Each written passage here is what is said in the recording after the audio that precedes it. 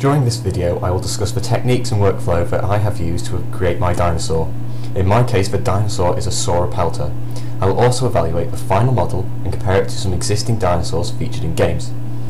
I chose the most appropriate reference images to use. They were mostly fine, apart from the fact that one of the back legs was too far extended backwards and not in a relaxed pose. By the time this was realised, I had modelled this error into the base mesh and began on the sculpting. Therefore, I delayed fixing this issue until I had rigged the model and shifted the final leg position by manipulating the skeleton. The sculpting and poly painting were done in ZBrush. I built up the details from large to small, starting with the muscles and finishing with the scales. There were no particular issues involved with the sculpting, though I did change the design of the back plates from large rectangular plates to smaller circular ones to match the reference images. The poly painting went as well as the sculpting. Cavity masking was extremely useful and it greatly sped up my workflow.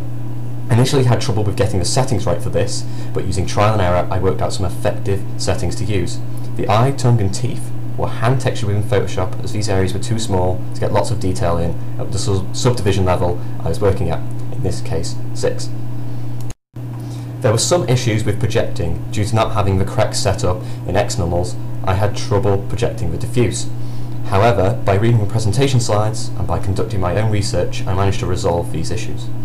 The normals and diffuse maps both projected with some errors which needed fixing in Photoshop, but fortunately these errors weren't too serious, so weren't too hard to fix. I then created a specular map in Photoshop and a gloss map. However, I did not utilise this gloss map in Engine due to it being too extreme. I tweaked the map, but it got to a point where it was so subtle that it was exactly the same as not having it at all. There were no serious issues with rigging, apart from getting used to the cat rigging system. Animation was relatively easy thanks to cat motion. It was just a case of tweaking the curves to get rid of the errors and make the animation more naturalistic.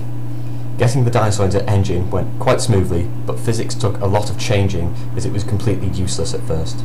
Rotation and twist constraints worked well as setting the appropriate joints as hinge joints.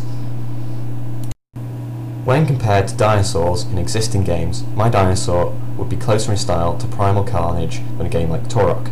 This is because I have gone for a more realistic approach similar to the dinosaurs in Primal Carnage, where the dinosaurs have realistic proportions and a minimum of battle damage, whereas the dinosaurs in Turok have exaggerated proportions, mostly the head, teeth and claws, and also have battle scars to make the dinosaurs seem more fearsome.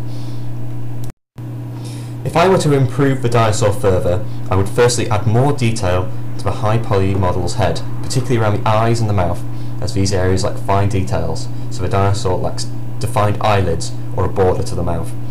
Secondly, I would add more colour to the diffuse map. The current map has contrast between light and dark, but contrast between a saturated colour used sparingly and the rest of the body would make the dinosaur more visually interesting.